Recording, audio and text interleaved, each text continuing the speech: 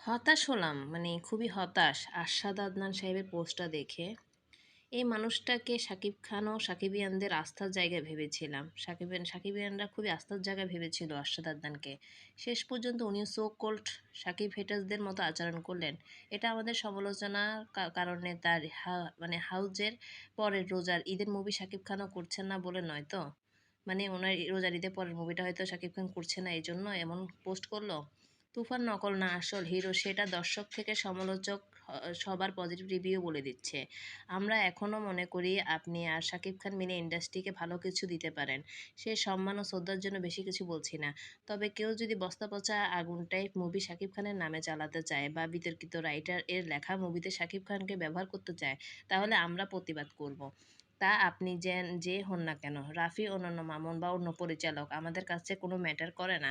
তারা শাকিব খানকে নিয়ে ভালো কাজ উপহার দিলে তাদেরকে সম্মান বা বাহাবা দিব আমরা।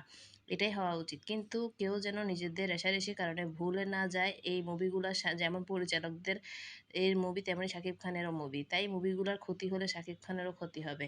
এসব দেখার পর আমার অবস্থা পিক অফ অ্যাটেনশন।